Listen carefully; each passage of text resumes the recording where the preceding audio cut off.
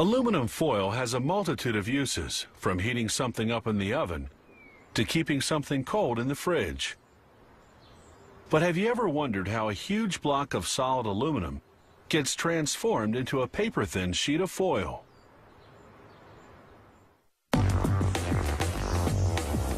The manufacture of aluminum foil requires the repeated thinning out of a large block of aluminum. We begin by melting ingots of 100% pure aluminum in a natural gas furnace. These ingots, called pigs, are essential in alloys with zinc, titanium, and silica. It takes 3 to 8 hours to melt 30 tons of aluminum in this remelting furnace, which operates at 1,380 degrees Fahrenheit.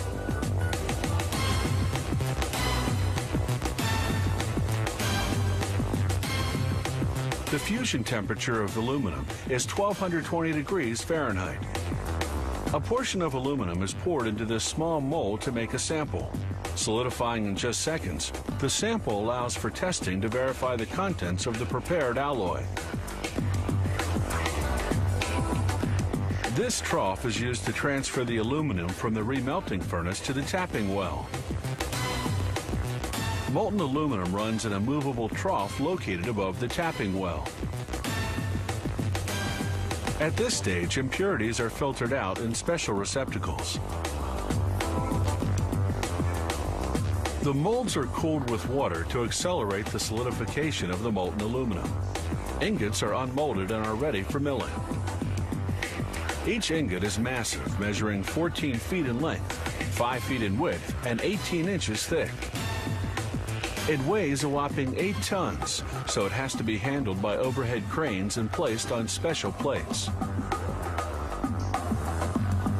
This crust-removing machine removes 1/10 of an inch of the ingot's thickness. Impurities are eliminated to achieve a perfectly smooth finish. All traces of the liquid used to cool the decrusting knives have to be eliminated.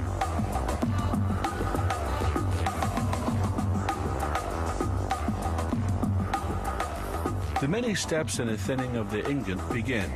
First, the aluminum block is crushed by the hot mill rollers.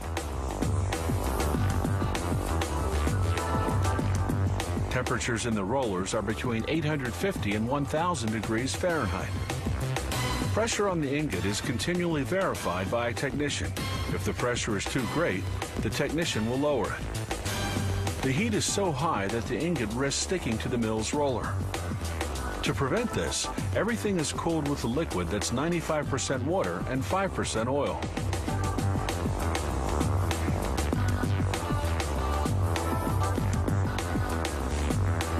Starting from a thickness of 18 inches, the ingot becomes increasingly thinner with each pass-through. Depending on requirements, the ingot will go through the machine between 12 and 16 times. The ingot now measures about 3 inches in thickness. It has to get down to just 2/10 of an inch.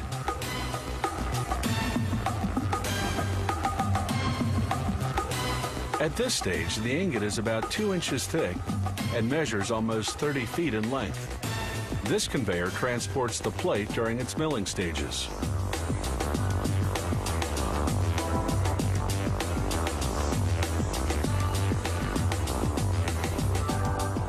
The ingot has become a sheet 2/10 of an inch thick. It is sufficiently thin to proceed to spooling, where it spools onto itself before being sent to the cold rolling mill. There, its thickness will be reduced still further. The aluminum sheet has become very thin now and risks being broken by the tension needed for cold rolling. So the sheet is doubled to avoid this breakage. One final reduction in the mill, and the sheet will have the thickness required by the customer. A liquid coolant is used to prevent the foil from sticking to the rollers. Since the edges of the foil sheet are lightly damaged and crinkled, a knife removes a strip 4/10 of an inch wide. Finally, the roll is cut to the desired width, and one huge ingot has produced nearly 8 miles of foil.